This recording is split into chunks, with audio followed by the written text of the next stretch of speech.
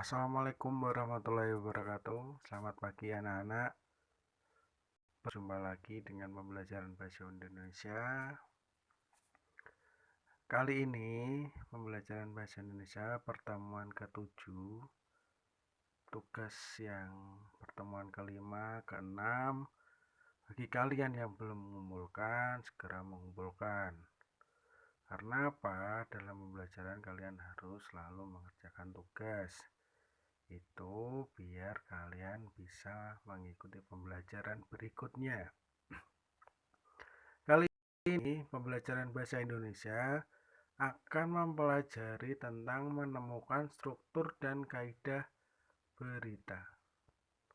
Setelah mempelajari materi ini, diharapkan kamu mampu menentukan struktur dan kebahasaan teks berita yang kamu dengar dan kamu baca.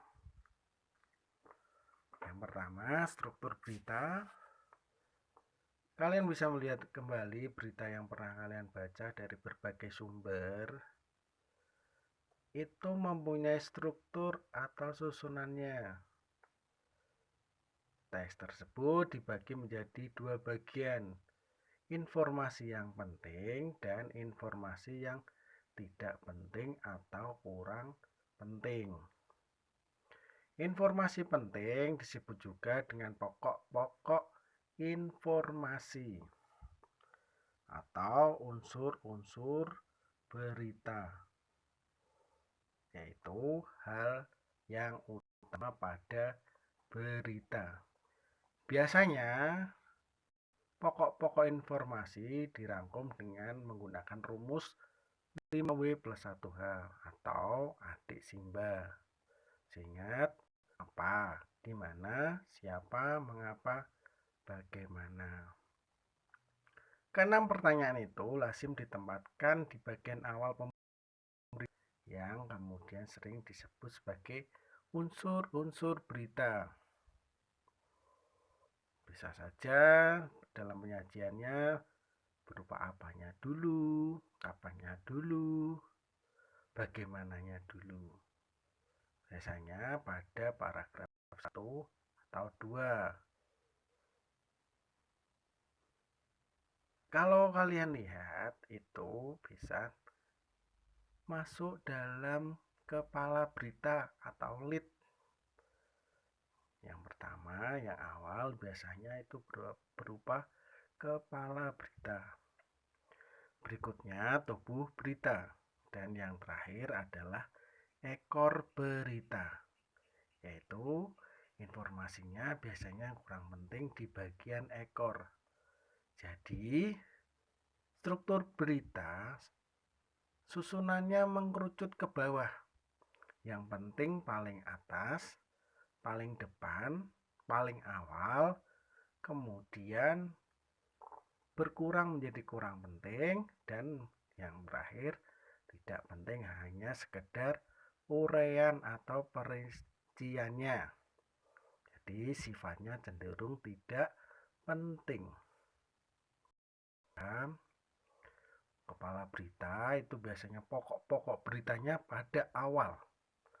Semua berita, apapun itu beritanya, olahraga, ekonomi, budaya, pendidikan, agama, semua berita, pokok-pokok beritanya ada di awal, yaitu di kepala berita atau lead. Bisa dilanjutkan di bagian tubuh berita.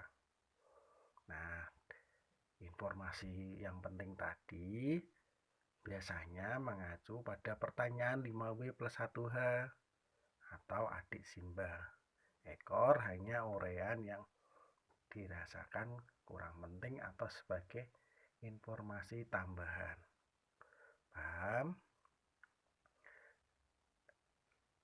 Strukturnya seperti itu. Jadi kalian pahami, kalian lihat semua berita, pasti di awal adalah pokok utamanya.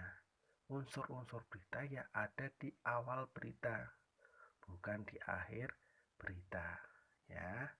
Sekarang nanti tugasnya kalian tulis 5 judul berita.